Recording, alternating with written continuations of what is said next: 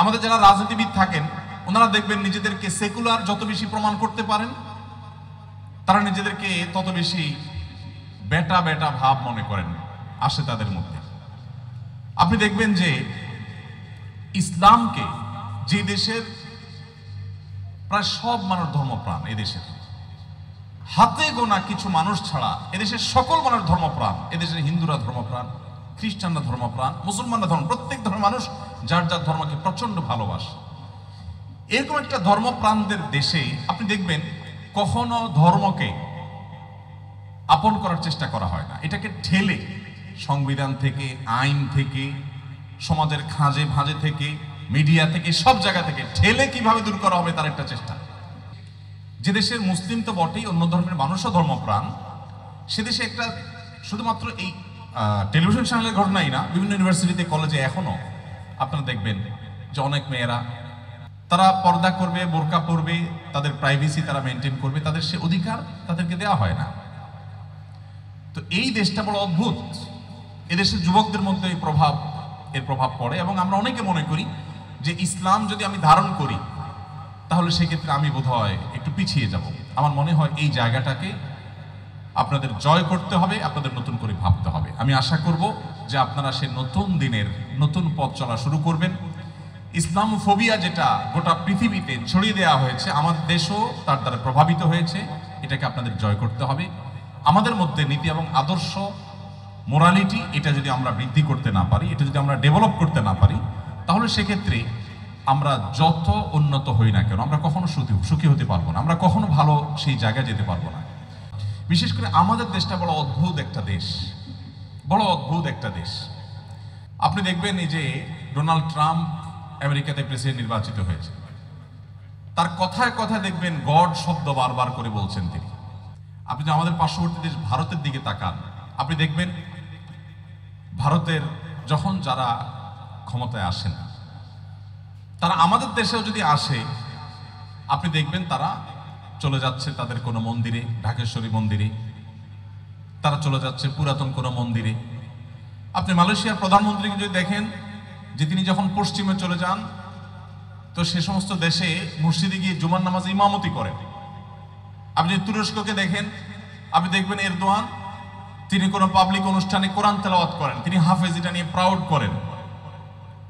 আপনি যদি মালয়েশিয়ার মন্ত্রীদেরকে দেখেন, আপনি দেখবেন তাদের ঘরে বাচ্চাদেরকে তারা কোরআনের হাফেজ বানাচ্ছে, কোরআনের তালিম দিচ্ছে, পাশাপাশি তারা ডাক্তার বানাচ্ছে, ইঞ্জিনিয়ার বানাচ্ছে। আপনি এই দেশটাকে বড় অদ্ভুত পাবেন। এই দেশে আমাদের কখনো ইসলামের কথা বলা যায় না। ইসলামের কথা বললে জাত চলে যায়। আমাদের বুদ্ধিজীবীরা দেখবেন যত বেশি উনি ইসলাম থেকে দূরে থাকবেন তত বেশি উনি বুদ্ধিজীবী, অনেক বড় মাপের বুদ্ধিজীবী হতে পারেন। নামাজ পড়ছেন তো বুদ্ধিজীবী হিসাবে উনি অর্ধেক ওনার লেস হয়ে যায়। মুসলিম আইডেন্টিটি, এটা নিয়ে প্রাউড করবেন, গর্ব করবেন, কখনো হীনমন্যতা ভুগবেন না। বুক উঁচু করে বলবেন আমি মুসলমান। আল্লাহর কাছে একমাত্র মনোনীত দিন ইসলাম। ইসলামের চাইতে আর ভালো কোনো জীবন দর্শন পৃথিবীতে হতে পারে না। গত 50 বছর যাবৎ আমাদের রাষ্ট্র থেকে ইসলামকে দূর দূর করা হয়েছে, সংবিধান থেকে, আইন থেকে, সংসদ থেকে, সবকিছু থেকে। মানে ইসলাম থাকলে মনে হয় মুসিবত। মানুষ অনেক কিছু ট্রাই করে, অনেক কিছু মানুষ যাচাই করে, কিন্তু আল্লাহর দেওয়া জীবন দর্শন ছাড়া আর কোনোটাই সাকসেস হয় না। ইলন মাস্ক এত সফল ব্যক্তি, এত সাকসেস মানুষ, তার ছেলেটাকে যখন এই জেন্ডার ডাইভার্সিটির নামে, যৌন বৈচিত্র্যের নামে তাকে যখন ছেলেটাকে আস্ত ছেলেটাকে মেয়ে বানিয়ে ফেলা হলো, তখন তিনি বললেন যে আমার ছেলেটাকে খুন করেছে। তখন তিনি তার সর্বশক্তি দিয়ে এই বিকৃতবাদীদের বিরুদ্ধে দাঁড়িয়েছেন।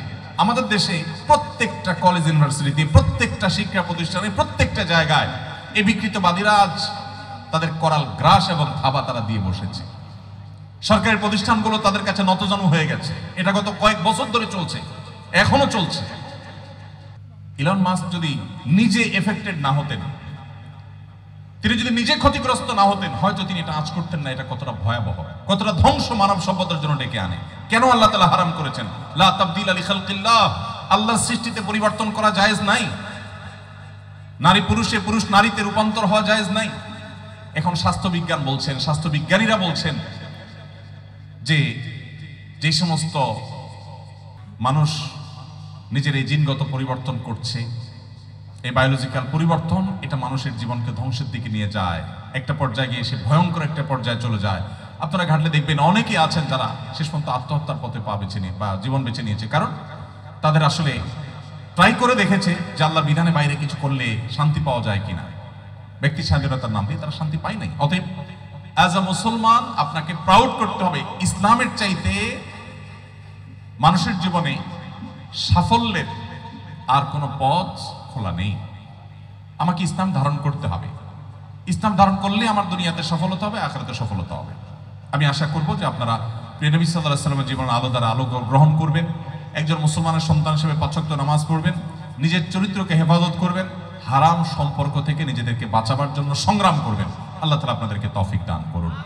জীবনকে কলুষ থেকে পবিত্র পরিচ্ছন্ন রাখার এই সংগ্রাম যদি আমরা জয়ী হতে পারি, তাহলে মোহাম্মদ বিন কাসেম যেরকম এই ভারতবর্ষ জয় করেছিল, এই ভারতবর্ষের হিন্দুদের মন জয় করেছিল, তাদেরকে জুলুমের হাত থেকে উদ্ধার করেছিল, যেভাবে খালেদ বিন ওয়ালিদের নেতৃত্বে মুসলিম যুবকেরা বিশ্ব জয়ের সূচনা করেছে, যেভাবে মুসলিম যুবকেরা স্পেন জয় করেছে, অন্যান্য প্রান্ত জয় করেছে, আমরাও পৃথিবীতে মাথা উঁচু করে দাঁড়াতে পারবো। গত 50 বছর যাবৎ আমাদের রাষ্ট্র থেকে ইসলামকে দূর দূর করা হয়েছে, সংবিধান থেকে, আইন থেকে, সংসদ থেকে, সবকিছু থেকে, মানে ইসলাম থাকলে মনে হয় মুসিবত।